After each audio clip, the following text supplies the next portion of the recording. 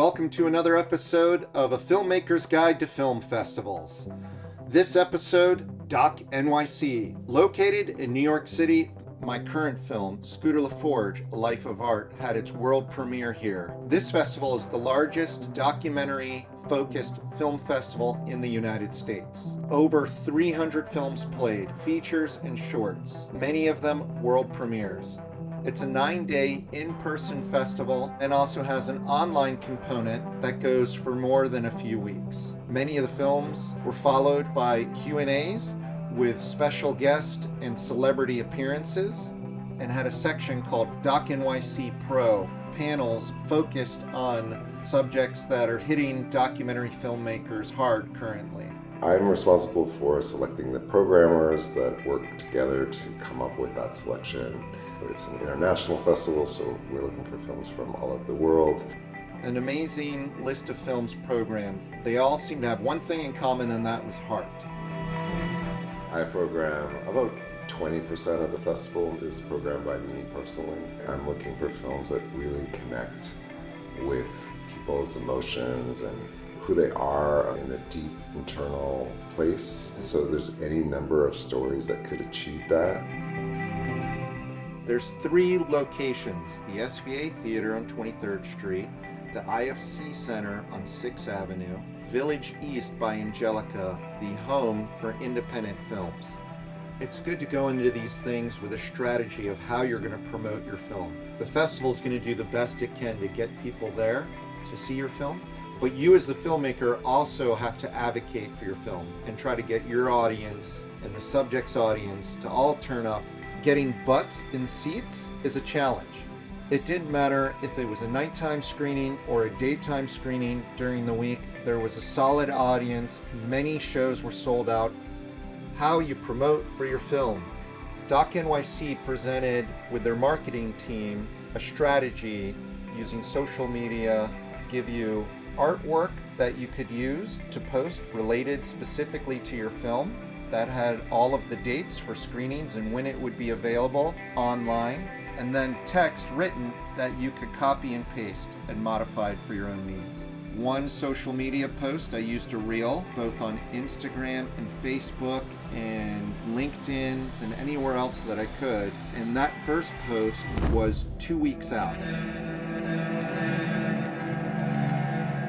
Hello, I'm Ethan Minsker. I'm the filmmaker behind 24 Hours and Scooter LaForge, A Life of Art will be playing. You can check it out online at DOC NYC, and there's 1,000 tickets available. I kept it under a minute.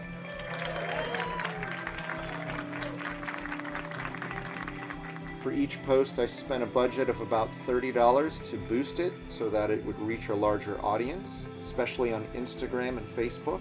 And at the screening, I had people come up to me who said they didn't realize this film was screening until Instagram had put it into their feed and showed up because of that. It was also on the ground. I made printed out posters, flyers, and taped them up around the neighborhood.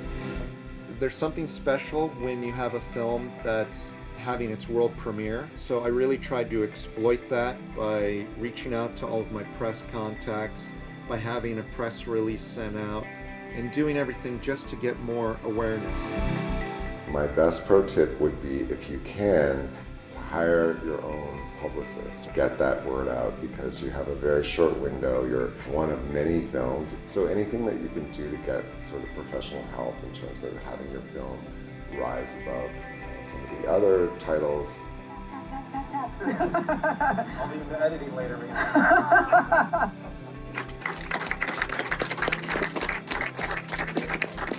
We have a Q&A real quick. I spend a lot of time preparing my Q&A. I have a list of objectives that I want to get across, especially for independent films, to make sure that people push word of mouth, that independent films live and die with the spread of positive feedback amongst individuals. Many people after the screening the next day were making posts and forwarding my post and reposting. And spread the word. If you like the film, let people know, write a review. These independent films live and die with the support of a community. And if you hate it, be quiet about it. Make sure you have your points on how the audience can help advocate for your film. Why people should submit to DOC NYC provides a great platform for you to get the attention of documentary programmers all over the world. You would get access to a lot of the industry side, financiers and distributors.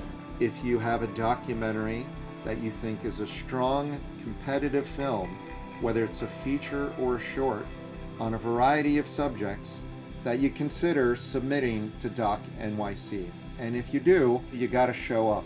It makes a big difference for you to promote your film and to talk to people there about your film.